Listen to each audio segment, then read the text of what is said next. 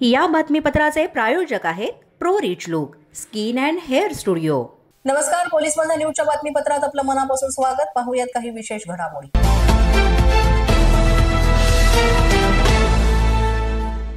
मनोज जरांगे पाटील यांच्यावरील हत्येच्या कटाप्रकरणी दोघांना अटक करण्यात आलेली आहे। आरोपी अमोल पुणे आणि दादासाहेब गरडलाही अटक करण्यात आली आहे। जालन्यामधील गोंदी पोलीस ठाण्यामध्ये दोघांवर गुन्हा दाखल झालेला आहे आणि दिलेल्या ऑडिओ क्लिपची पोलिसांकडून सध्या शहानिशा सुद्धा करण्यात येते।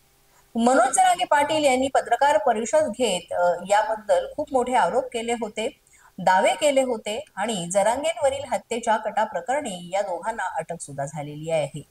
यामध्ये मोठ्या प्रमाणात इथे धमकी देणं आणि हत्येचा कट रचणं याबाबत ही गुन्हा दाखल करण्यात आलेला आहे आणि दोन्ही जे आरोपी आहेत त्या आरोपींना पोलिसांनी अटक करून आता कारवाई करायला सुरुवात केलेली आहे। सध्या हे दोघेही पोलिसांच्या ताब्यात असून कालपासूनच त्यांना ताब्यात घेण्यात आलं होतं। हत्येचा कट रचल्याप्रकरणी या दोघांवर आता गुन्हा दाखल झालेला आहे। याचा अधिक तपास पोलीस करीत आहेत।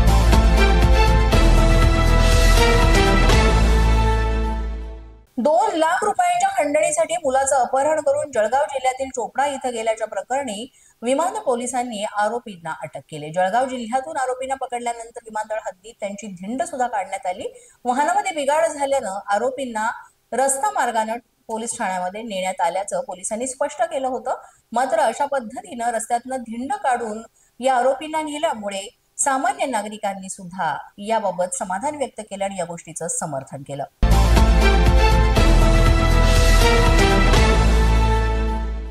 लक्ष्मण हाकेंसमोर कार्यकर्त्यांनी घोषणाबाजी केल्याचा एक व्हिडिओ व्हायरल झालाय। मराठा क्रांती मोर्चाच्या कार्यकर्त्यांकडून ही घोषणाबाजी करण्यात आली होती।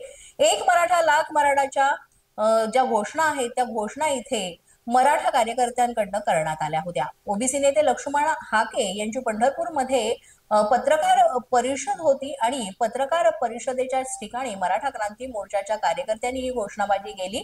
माझी पत्रकार परिषद सुरू असताना अशा पद्धतीनं घोषणाबाजी मुद्दाम करण्यात आली असं लक्ष्मण हाके यांनी म्हटलं। एक मराठा लाख मराठा अशा घोषणाबाजी करण्यात आली होती आणि त्यावेळेसच लक्ष्मण हाके सुद्धा त्यांच्या अंगावर धावून गेले होते आणि त्यानंतर लक्ष्मण हाके आणि मराठा क्रांती मोर्चाचे कार्यकर्ते पदाधिकारी यांच्यामध्ये थोडी हमरातुमरी झाली। त्यानंतर पोलिसांनी मध्यस्थी येऊन हे प्रकरण मिटवलं।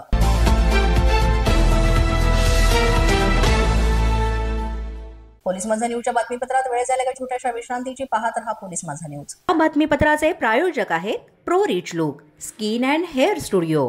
विश्रांतीनंतर पुन्हा एकदा पोलीस माझा न्यूज मध्ये आपलं मनापासून स्वागत।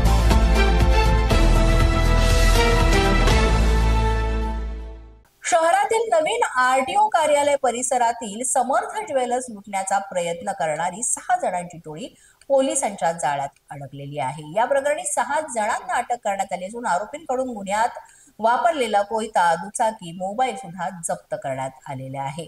यामध्ये साहिल समर्थ, सार्थक गायकवाड, अनिकेत गायकवाड राहणार सगळे सोलापूर आणि अजिंक्य चव्हाण राहणार पुणे, विशाल जाधव राहणार तुळजापूर आणि एका अल्पवयीन बालकाचा सुद्धा समावेश आहे। या घटनेची माहिती अशी की 1 नोव्हेंबर रोजी विजापूर रोडवरील समर्थ ज्वेलर्सच्या दुकानात 3 दरोडेखोर शिरले आणि त्यांनी पिस्तूल आणि कोयत्यानं धाक दाखवला। दुकानातील दागिने बॅगेत भर अशी दमदाटी केली आणि दरोडेखोरांनी हातातील कोयता काउंटरवरील काचेला मारला, काच फोडली, दुकानातील दागिने लुटण्याचा प्रयत्न केला। ज्वेलर्सचे मालक दीपक वेद पाठक आणि त्यांच्या कामगारांनी आरडाओरड केली, त्यामुळे सर्व दरोडेखोर पळाले। या घटनेची विजापूर नाका पोलीस ठाण्यामध्ये नोंद करण्यात आलेली आहे आणि तपासादरम्यानच पोलिसांनी शहरातील विविध ठिकाणांवरील सीसीटीव्ही जे आहेत ते तपासले, रात्रंदिवस पाहणी केली आणि पोलिसांनी या सर्व आरोपींना शहरातीलच यमखाना परिसरातील मैदानात सापळा रचून ताब्यात घेतले आणि त्यांच्याकडून कोयता, पिस्तूल, 2 मोटरसायकली, मोबाईल जप्त केलेले आहेत।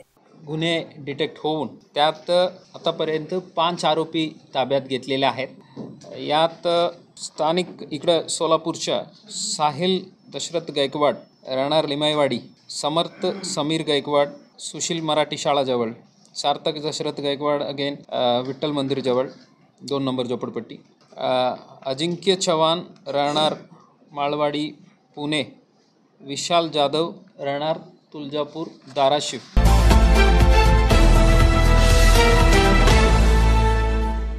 कल्याण अंबरनाथ ट्रॅफिक कोंडी ही मोठ्या प्रमाणात सध्या सुरू आहे. शहाड ब्रिज बंदीमुळे ही वाहतूक जी कोंडी आहे ती होते असं म्हटलं जात आहे.